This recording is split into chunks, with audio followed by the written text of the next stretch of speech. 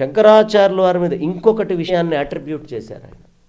రెండోది ఏంటయ్యా అంటే, కాశీలో చండాలుడు ఒక ఆయన వస్తే ఆ రోజు కాలంలో పరిస్థితులు ఎట్లా ఉండేవి అనే దాని మీద నేను చాలా విశేషమైనటువంటి ఇది ఆయన ఏం చెప్తారా అని ఎదురు చూస్తున్నా. దాని మీద చెప్తున్నారు విశ్లేషణ. శంకరాచార్యుల వారి కాలంలో ఒక దళితుడు ఎదురొస్తుంటే, అసలు దళితులే లేరు శంకరాచార్యుల వారి కాలంలో, అది బ్రిటిష్ వాళ్ళు రాసినటువంటిది. దళిత అనే శబ్దాన్ని తీసుకొచ్చింది కూడా వాళ్ళు. సరే, ఆయన వస్తూ ఉంటే శంకరాచార్యుల వారు స్నానం చేసి వస్తూ ఏమోయ్ మేము వెళ్ళే దారిలో రాకూడదని తెలీదా, జరుగు అన్నారు. కథ కరెక్టే చెప్తున్నారు. వాడేటటువంటి వాక్యము ప్రతి అక్షరము విద్వేషభరితంగా ఉంది. ఎందుకు ఈ ప్రయత్నం చేస్తున్నారని బాగా ఆలోచించారండి. ఆలోచిస్తే ఆయన ఏం చెప్పదలుచుకున్నారు? దళితుల్ని శంకరాచార్యుల వారు దూరం పెట్టారు, ఇదే ఆయన చెప్పాలనుకున్నారు. ఆయనకు తెలియంది ఏమిటి అంటే, పూర్తిగా మనకి పెరాలసిస్ స్ట్రోక్, కుష్ఠరోగం వచ్చినటువంటి వ్యక్తికి దగ్గర కూర్చొని శంకరులు అద్భుతంగా అన్ని రకాలైనటువంటి వైద్యాలు చేసి బాగు చేసి కుష్ఠరోగిని మంచి దివ్యసుందర దేహుణ్ణి చేసి ఆయనతోటి శిష్యుడిగా తిప్పుకున్నారు. ఇది శంకర్ల చరిత్ర. అంత విద్వేషం ఉంటుందా? నీకు నాకు అభేదం అని చెప్పిన వాడికి అంత ఉంటుందా?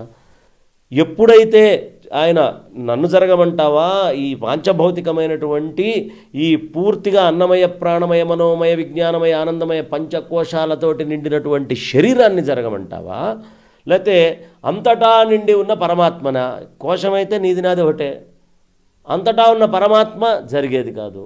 మరి నీ సిద్ధాంతం అదే కదా అనగానే ఉత్తర క్షణంలో అతని కాళ్ల మీద పడి చండాలోస్తు సతుద్విజోస్తు గురురిత్యేష మనీషా మమ వచ్చింది పరమేశ్వరుడే.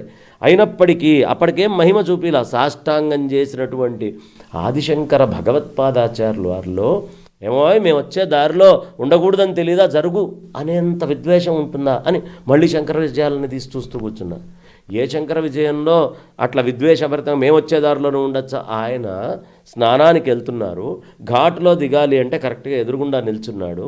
మొత్తం అంతా నెత్తి మీదంతా కూడా జుట్టు అట్లా విరబోసుకొని వాసన వస్తూ మందు తాగుతూ కుక్కల్ని పెట్టుకొని ఉన్నటువంటి వ్యక్తి మనకే ఎదురొచ్చారు. ఇప్పుడు అంతెందుకు జిఆర్ స్వామి వారు వస్తున్నారు, 10 మంది శిష్యులు పక్కన ఏం చేస్తారు? జరగండి అని జరుపుతారా, జరపరా? ఆ జరిపారు అంటే ఇదేదో ఇక దుర్మార్గం కాదు. అక్కడ ఉన్నటువంటి ఆచార్యుల యొక్క రక్షణ, వాళ్ళ స్థానము, దాన్ని కాపాడటం కోసం. అయినా శంకరాచార్యులు వారు ఆ స్థాయిలో చెప్పాల, అయినా గచ్చ దూరం కొంచెం జరుగును. ఆయన ఈ కొంచెం జరుగు అని చెప్పిన దానికి దళితుడు వస్తే ఏమో మేము వచ్చే దారిలో రాకూడదా అంటే ఎంత మారిపోయింది అర్థం? ఏం అట్రిబ్యూట్ చేస్తున్నారు? అది మనసుకి చాలా నాకు తీవ్రంగా, అంటే ఉన్నది ఉన్నట్టు చెప్తే నేను చాలా ఆనందించేవాడిని. అక్కడ ఆయన ఒక కుట్ర కోణాన్ని ఆవిష్కరించారు. అది తప్పు అంటాను నేను. ఒకానొక సందర్భంలో సోషల్ మీడియాలో కూడా చూసినట్టు గుర్తు, జీసస్ క్రైస్ట్ని మేము ఆరాధించాం, అలానే అవమానించాం, ఇలాంటివి కొన్ని వ్యాఖ్యలు చిన్నజీరి స్వామీజీ చేసినవి మనం చూసాం. దానికి సంబంధించి అది ఆయన ఏంటో నాకు అర్థం కారండి. నేను ఆ వ్యాఖ్యను చూశాను, మీరు చెప్పింది ఫేస్బుక్లో చూశాను. మేము విష్ణువుని ఆరాధిస్తాం, ఆయన్ని పూజిస్తాం, జీసస్ని మేము పూజించాం, అలానే అవమానించాం. మేము శివుణ్ణి పూజించాం కానీ గౌరవిస్తాం. అరే అసలు అక్కడ విష్ణుమూర్తి ఎందుకు వచ్చాడు, తర్వాత జీసస్ ఎందుకు వచ్చాడు, తర్వాత శివుడు ఎందుకు వచ్చాడు అంటే మీరు ఏం చెప్పాలనుకుంటున్నారు? స్పష్టంగా డైరెక్ట్గా చెప్తే అయిపోయేది. చెప్పాలనుకుంది మనసులో ఉన్నది ప్రత్యక్షంగా ఫలానా అని చెప్తే నేను చాలా ఆనందపడి ఉండేవాడిని. ఆయన విద్వేషాలు చెప్తున్నారు. శంకరాచార్యుల వారు ఇలా మాట్లాడలేదు. ఇలా మాట్లాడి ఉంటే ఆయన కనుక ఇప్పుడు నాకు శంకర్ల చరిత్ర చెప్పాలని నాకు ఆధారం ఏమిటి? శంకర విజయం. శంకర విజయాలు వెతికాను నేను వెళ్ళి. ఎక్కడ 3 రోజులు నిద్రలేదండి. నేను ఇవాళ మీకు మాట్లాడింది, నేను అంటోంది మీకు కనిపిస్తోంది. అనటం ముందు నా లోపల నాకు జరిగినటువంటి ఆ సంఘర్షణ అది కనిపించట్లేదు ఎవరికి. ఎంతో సంఘర్షణ, నేను కాదు, నాలాగా కొన్ని కోట్ల మంది సంఘర్షణకు గురవుతున్నారు. శంకరాచార్యులు వారు అంటే నెత్తిన పెట్టుకొని ప్రాణంగా చూస్తారండి అందరూ.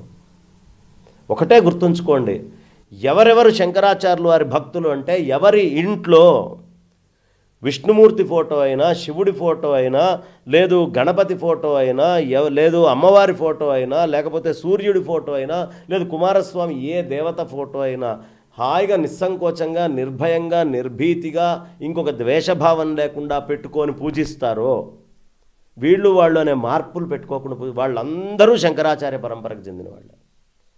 అందరినీ సమానంగా గౌరవించే వాళ్ళు అందరూ. నీ ఇష్టదైవాన్ని ప్రత్యేకంగా ఆరాధించుకో, కానీ సమానమైనటువంటి స్థితిలోనే అందరినీ చూడాలి. అర్థమైందా? ఇంట్లో శివలింగం ఉండకూడదు, తీసి బయటపడేయండి అనేది గౌరవించడం ఎందుకు అవుతుంది? కాదు కదా. కాబట్టి ఇవి బాగా నేను అబ్జర్వ్ చేస్తున్నా. ఏంటి, ఎందుకు ఇది నాకు మొన్న కార్తీకం దాకానే, నేను లేకపోతే ఆశ్రమానికి వెళ్ళి వారి దగ్గర కూర్చొని హిందూ ధర్మం మీద చాలా దాడి జరుగుతోంది, స్వామివారు చాలా మంచి ఇనిషియేటివ్స్ తీసుకుంటున్నారు, మంచి స్టెప్స్, ఇది కలిసి చేయాల్సినటువంటి అవసరం ఉంది అన్న భావనలోనే నేను ఉన్నాను. కానీ నాకు కోటి దీపోత్సవంలో స్వామివారు మాట్లాడిన దగ్గర నుంచి కొంచెం తేడా రావడం మొదలు.